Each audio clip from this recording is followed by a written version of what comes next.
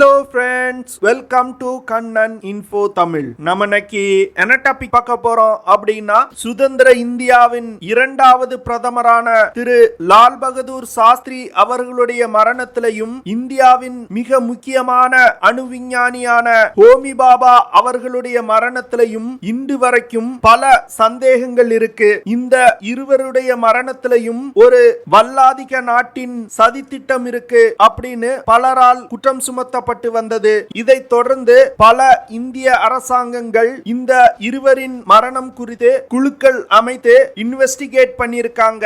அந்த இன்வெஸ்டிகேஷன்ல இருவருடைய மரணமும் இயற்கையாக நடந்திருக்கு அப்படின்னு சொல்லிருக்காங்க. ஆனா சமீபத்துல இந்த இருவருடைய மரணத்துல இருக்க சந்தேகத்தை உண்மையாக்கும் விதத்துல சில விஷயங்கள் வெளிவந்திருக்கு. அதாவது அமெரிக்காவின் உளவு அமைப்பான CIA-யின் முன்னாள் அதிகாரி வெளியிட்டிருக்க சில கருத்துக்கள் இந்தியால ஒரு மிகப்பெரிய அதிர்வலையை ஏற்படுத்தி இருக்கு. இந்த வீடியோல லால் பகதூர் சாஸ்திரி மற்றும் ஹோமி பாபா அவர்களுடைய மரணம் குறித்து அமெரிக்காவின் முன்னாள் CIA அதிகாரி தெரிவித்த கருத்து என்ன, இவர்களுடைய மரணம் எப்படி நிகழ்ந்திருக்கு அப்படிங்கிறது குறித்து நம்ம டீடைலா இந்த வீடியோல பார்க்கலாம். நீங்க இப்பதான் நம்ம சேனலுக்கு ஃபர்ஸ்ட் டைம் வர்றீங்க அப்படின்னா நம்ம சேனலை சப்ஸ்கிரைப் பண்ணிக்கங்க. அப்படியே அந்த பெல் நோட்டிபிகேஷனை கிளிக் பண்ணி ஆல்ங்கிற ஆப்ஷனை எனேபிள் பண்ணிக்கங்க.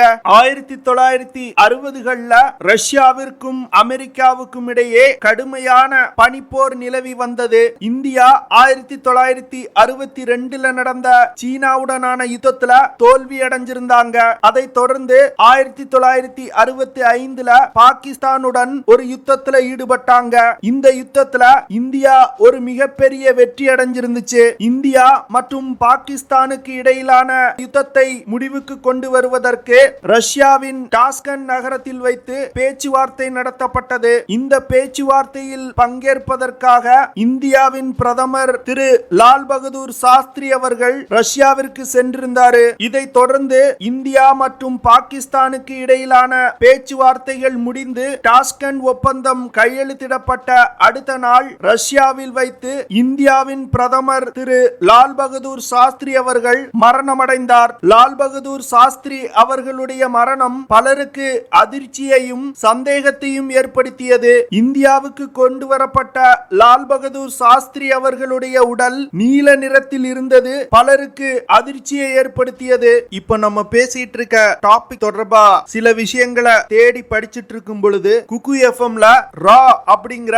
ஆடியோ புக்கை நான் கேட்டேன். இந்தியாவின் உளவு அமைப்பான ரா எப்படி செயல்படுது, அந்த அமைப்பு எதற்காக தொடங்கப்பட்டது அப்படின்னு பல முக்கியமான தகவல்கள் அந்த ஆடியோ புக்ல இருந்துச்சு. இது போன்ற தகவல்களை நாம் படிச்சு தெரிஞ்சுக்கிடணும் அப்படின்னா அதற்கு நிறைய நேரம் பிடிக்கும். ஆனா இந்த ஆடியோ புக்ல ரொம்ப கிளியரா எக்ஸ்பிளைன் பண்ணிருக்காங்க. ஃபேமஸான பல புத்தகங்கள் ஆடியோ புக்கா குக்கு எஃப்எம்ல இருக்கு. தமிழ், ஆங்கிலம் தவிர இந்தியாவின் பல மொழிகள்ல குக்கு எஃப்எம்ல ஆடியோ புக்ஸ் இருக்கு. சிலருக்கு தங்களுடைய நாலேஜை டெவலப் பண்ணிக்கிறதுக்கு ஆசை இருக்கும், ஆனா அவங்களுக்கு புத்தகங்கள் படிப்பதற்கு நேரம் இருக்காது. அப்படி இருக்கக்கூடிய நபர்களுக்கு குக்கு எஃப்எம் ஒரு நல்ல ஆப்ஷன். இதுல சிறப்பான விஷயம் என்ன அப்படின்னா, நீங்க எந்த ஒரு வேலையும் செஞ்சுக்கிட்டு ஒரு பாட்டு கேட்கிற மாதிரி ஒரு புக்கை ஆடியோ ஃபார்மேட்ல கேட்டு முடிக்கலாம். குக்கு எஃப்எம் இந்தியாவிலே உருவாக்கப்பட்ட one of the leading audio book app. Kuku எஃப்எம்ல 5000 மணி நேரத்திற்கும் மேலான கண்டென்ட் இருக்கு. குக்கு எஃப்எம் ஓட லிங்க நான் டிஸ்கிரிப்ஷன்ல கொடுத்திருக்கேன். பிளே ஸ்டோர்ல செக் பண்ணி பாருங்க.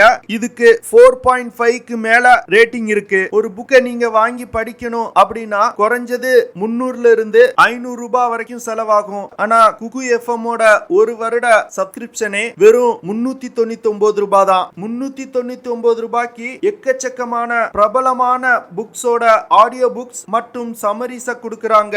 இதுல நம்ம சேனல் சப்ஸ்கிரைபர்ஸ்க்கு ஒரு ஆஃபர் இருக்கு. கண்ணன் 50 அப்படிங்கிற ப்ரோமோ கோட யூஸ் பண்ணீங்க அப்படின்னா 399 ரூபாயில 50% டிஸ்கவுண்ட் பண்ணி வெறும் 199ல ஒரு வருடத்துக்கு எல்லா புக்ஸையுமே நீங்க கேட்கலாம். இந்த ஆஃபர் முதல் 250 நபர்களுக்கு மட்டும்தான். சோ இந்த சான்ஸை மிஸ் பண்ணிராதீங்க. ப்ரோமோ கோட் மற்றும் லிங்க நான் டிஸ்கிரிப்ஷன்ல கொடுக்கிறேன். லால் பகதூர் சாஸ்திரி அவர்கள் இறந்து 13வது நாள் இந்தியாவின் மிகவும் முக்கியமான அணு விஞ்ஞானியான ஹோமி பாபா அவர்கள் 24 24 ஜனவரி 1966 பயணித்த இந்தியன் ஏர்போர்ஸ் பிளைட் 101 விமானம் மவுண்ட் பிளாங்க் அப்படிங்கிற பகுதியில் பறந்து கொண்டிருக்கும் பொழுது வானில் வெடித்து சிதறியது.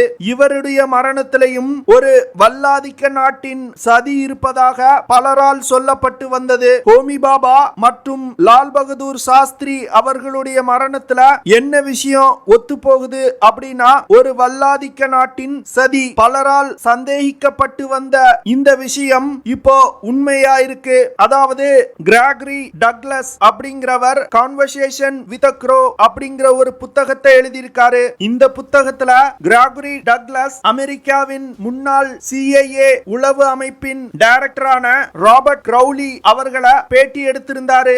ராபர்ட் கிரௌலி அவர்களுடன் நடத்திய உரையாடலை வெளியிட்டிருந்தாரு. டக்ளஸ் மற்றும் ராபர்ட் கிரௌலி இடையிலான உரையாடல்ல பல அதிர்ச்சிகரமான தகவல்கள் வெளிவந்திருக்கு. ராபர்ட் கிரௌலி அவர்கள் தான் CIA அமைப்பின் ரகசிய ஆபரேஷன்களுக்கு இன்சார்ஜ். இவருடைய தலைமையில CIA பல முக்கியமான ரகசிய ஆபரேஷன்களை கேரி அவுட் செஞ்சிருக்கு. அந்த வகையில ராபர்ட் கிரௌலி அவர்கள் இந்தியாவின் அணு விஞ்ஞானியான ஹோமி பாபா அவர்களை அசாசினேட் செய்தது குறித்து சில தகவல்களை தெரிவிச்சிருக்காரு. ஹோமி பாபா அவர்கள் பயணித்த விமானத்தின் சரக்கு பெட்டகத்துல வெடிகுண்டை CIA அமைப்பு வைத்ததாகவும், விமானம் பறக்கும் பொழுது வெடிகுண்டை வெடிக்க செய்து ஹோமி பாபா அவர்களை அசாசினேட் செய்தோம் அப்படின்னு சொல்லியிருக்காரு. அது மட்டும் இல்லாம அப்போ அந்த பேட்டி எடுத்துக்கொண்டிருக்கும் திரு டக்ளஸ் அவர்கள் ஹோமி பாபாவுடன் எத்தனை பேர் இறந்தாங்க அப்படின்னு கேட்கிறாரு. அதற்கு அவர், ஹோமி பாபா பயணித்தது ஒரு பயணிகள் விமானம், எத்தனை பேர் இறந்தாங்க அப்படிங்கிறது எங்களுக்கு தெரியாது, அது எங்களுக்கு அவசியமும் இல்ல அப்படின்னு பதிலளிக்கிறாரு. அது மட்டும் இல்லாம ஹோமி பாபா அவர்கள் பயணித்த விமானத்தை வியன்னா நகரத்தின் மீது பறந்து கொண்டிருக்கும் பொழுதே வெடிக்க செய்யணும் அப்படின்னு திட்டமிட்டிருக்காங்க. ஆனா ஒரு விமானம் நகரத்தின் மீது வெடிக்கும் பொழுது வெடித்த விமானத்தின் பாகங்கள் நகரத்தில் விழும், இதனால பல பிரச்சனைகள் ஏற்படும் அப்படின்னு சொல்லி விமானம் ஆல்ப்ஸ் மலையின் மீது பறந்து கொண்டிருக்கும் பொழுது வெடிகுண்டை வெடிக்க செய்தோம். இதனால விமானம் மலைப்பகுதிகளில் விழுந்து எந்த ஒரு ஆதாரமும் கிடைக்காமல் போனது அப்படின்னு சொல்லியிருக்காரு. எதற்காக ஹோமி பாபா அவர்களை அசாசினேட் பண்ணீங்க அப்படின்னு டக்ளஸ் கேட்கும் பொழுது, ஹோமி பாபா ஒரு மிகவும் திறமையான அணுவிஞ்ஞானி, கொஞ்ச நாள் ஹோமி பாபாவை அசாசினேட் பண்ணாம விட்டிருந்தோம் அப்படின்னா இந்தியா ஒரு நியூக்ளியர் பாம்பை கிரியேட் பண்ணி பாகிஸ்தான் மீது தாக்குதல் நடத்தியிருப்பாங்க. ஏன் அவங்க பனாமா கேனல் பகுதியை கூட தாக்கியிருப்பாங்க. அதனாலதான் நாங்க ஹோமி பாபாவை அசாசினேட் பண்ணோம் அப்படின்னு சொல்லியிருக்காரு. அடுத்து டக்ளஸ் அவர்கள் லால் பகதூர் சாஸ்திரி அவர்களை பற்றி கிரௌலி அவர்களிடம் கேட்கிறாரு. அதற்கு லால் பகதூர் சாஸ்திரி ஒரு பொலிட்டிக்கல் லீடர், இவரும் ஹோமி பாபாவும் இணைந்துதான் நியூக்ளியர் பாம்பை உருவாக்க முயன்றாங்க. அவர்கள் இருவருக்கும் நாங்க ஒரு சரியான பாடத்தை புகட்டி இருக்கோம் அப்படின்னு சொல்லியிருக்காரு. அது மட்டும் இல்லாம அப்போதைய சைனீஸ் பிரசிடென்ட் திரு மாவோ அவர்களையும் நாங்க கொல்ல திட்டமிட்டிருந்தோம், ஆனா அது முடியாமல் போச்சு அப்படின்னு சொல்லியிருக்காரு. அது மட்டும் இல்லாம ஆசிய பகுதியில் விளையக்கூடிய நெற்பயிர்களை அழிப்பதற்கு ஒரு புதுவிதமான வியாதியை நாங்க கண்டுபிடித்து ஆசிய நாடுகள்ல பரப்பணும் அப்படின்னு சொல்லியிருக்காரு. இதுல கவனிக்க வேண்டிய விஷயம் என்ன அப்படின்னா, 1960களில் இந்தியால மிகப்பெரிய பஞ்சம் ஏற்பட்டது. இதற்கு காரணமும் அமெரிக்காவின் CIA அமைப்பு தான் அப்படிங்கிறது CIAயின் முன்னாள் அதிகாரியே ஒத்துக்கொள்றாரு. இதே போன்று பலவிதமான அதிர்ச்சி தகவல்கள் இந்த கான்வர்சேஷன் வித் a crow அப்படிங்கிற புத்தகத்துல இடம்பெற்றிருக்கு. இதை தொடர்ந்து திரு லால் பகதூர் சாஸ்திரி அவர்களின் பேரனான விபாகர் சாஸ்திரி அவர்கள் தன்னுடைய தாத்தா லால் பகதூர் சாஸ்திரி அவர்களின் மரணம் குறித்து இந்தியா விசாரணை நடத்தணும் அப்படின்னு பிரதமர் மற்றும் உள்துறை அமைச்சருக்கு கோரிக்கை வச்சிருக்காரு. சில வருடங்களுக்கு முன்பு திரு லால் பகதூர் சாஸ்திரி அவர்களின் மரணம் குறித்து விவாதங்கள் நடத்தப்பட்ட போது இந்தியாவிற்கு திரு லால் பகதூர் சாஸ்திரி அவர்களை கொண்டது யார் என்பது தெரியும் அப்படின்னு சில டிஃபென்ஸ் எக்ஸ்பர்ட்ஸ் சொல்லியிருந்தாங்க. அந்த விஷயத்தை இந்தியா வெளியிட்டால் தற்போது இந்தியாவிடம் மிக நட்பாக இருக்கக்கூடிய நாட்டுடனான உறவுல பாதிப்பு ஏற்படும், அதற்காக தான் இந்தியா அமைதி காக்குறாங்க அப்படின்னு சொன்னாங்க. டிஃபென்ஸ் எக்ஸ்பர்ட்ஸ் சொன்ன அந்த நட்பு நாடு அமெரிக்கா அப்படிங்கிறது இந்த புத்தகத்தின் வாயிலா வெளிவந்திருக்கு.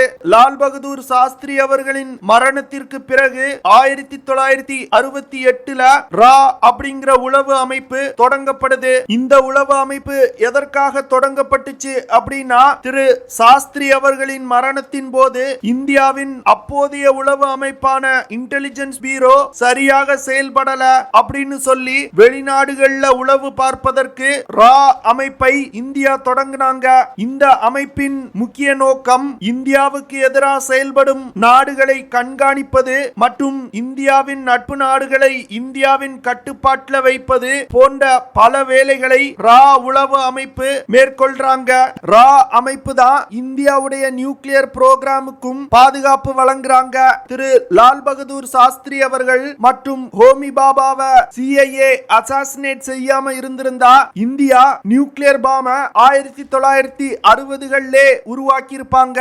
ஹோமி பாபா அவர்கள் ரேடியோவுக்கு அளித்த ஒரு பேட்டியில அரசாங்கத்தின் உத்தரவுக்காக தான் காத்து கொண்டிருப்பதாகவும், அரசாங்கம் உத்தரவு கொடுத்தாங்கன்னா 18 மாதங்கள்ல தன்னால ஒரு அணு ஆயுதத்தை உருவாக்க முடியும் அப்படின்னு சொல்லியிருந்தாரு. ஓகே ஃப்ரெண்ட்ஸ், நம்ம வீடியோவோட நிறைவு பகுதிக்கு வந்துட்டோம். இதெல்லாம் தான் நான் உங்ககிட்ட ஷேர் பண்ணணும் அப்படின்னு நினைச்ச விஷயங்கள். ஐ ஹோப் நான் ஷேர் பண்ண விஷயங்கள் உங்களுக்கு பிடிச்சிருக்கும்னு நினைக்கிறேன். அப்படி பிடிச்சிருந்துச்சுன்னா ஷேர் பண்ணுங்க, லைக் பண்ணுங்க, கமெண்ட் பண்ணுங்க. மறக்காம நம்ம சேனலுக்கு சப்ஸ்கிரைப் பண்ணுங்க. அப்படியே அந்த பெல் நோட்டிபிகேஷனை கிளிக் பண்ணி ஆல்ங்கிற ஆப்ஷனை எனேபிள் பண்ணிக்கங்க. See you in the next video. Jai Hind.